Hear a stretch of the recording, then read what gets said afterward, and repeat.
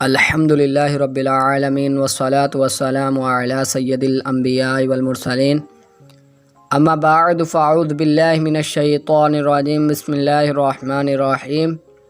پیارے پیارے اسلامی بھائیوں، کیسے ہیں؟ امید کرتا ہوں آپ سب خیریت سے ہوں گے۔ دوستو، آج کی اس ویڈیو میں آپ کو مدنی قاعدے کے سبق نمبر 3 کے بارے میں مکمل انفارمیشن دوں گا کہ مدنی قاعدہ کے سبق نمبر 3 کو کس طرح پڑھتے ہیں اور اس میں کس چیز کا خاص خیال رکھا جاتا ہے۔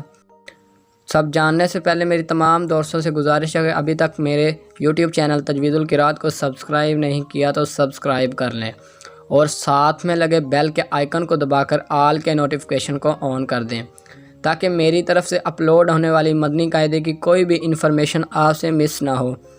تو چلتے ہیں دوستو اپنے ٹاپک کی طرف۔ تو آپ کو یہاں پہ اسکرین پر نظر آ رہا ہوگا کہ مکمل مدنی قاعدے کے سبق نمبر 3 کی مکمل آپ کو تختی یہاں پہ سبق نمبر 3 نظر آ رہا ہوگا۔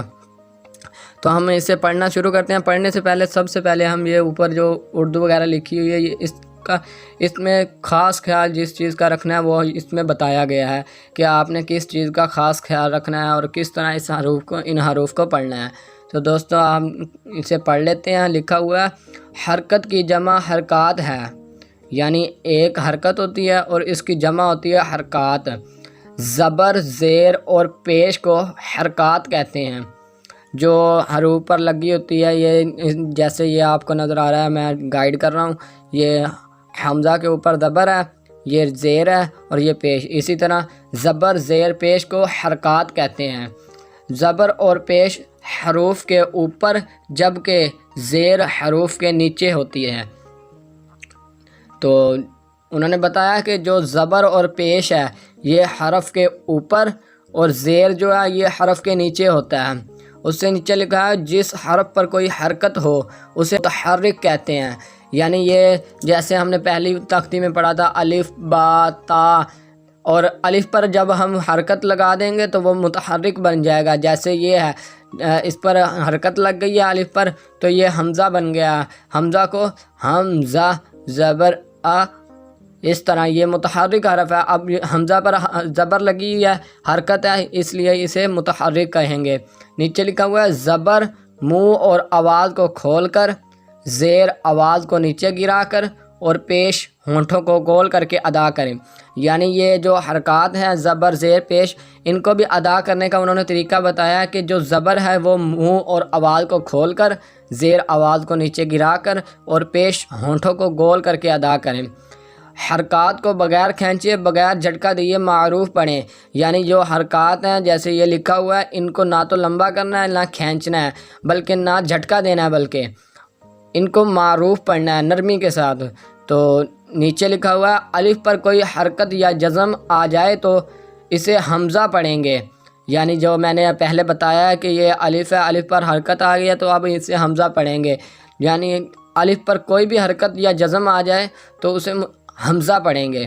نیچے لکھا ہوا ہے را پر زبر یا پیش ہو تو را کو پر اور را کے نیچے زیر ہو تو را کو باریک پڑھیں گے، یعنی را پر اگر زبر یا پیش آ جائے گی تو را کو پر کر کے پڑھیں گے، جس طرح حروف مستعلیہ کو ہم پر کر کے پڑھتے ہیں، اور اگر را کے نیچے زیر ہوگی تو را کو باریک پڑھیں گے۔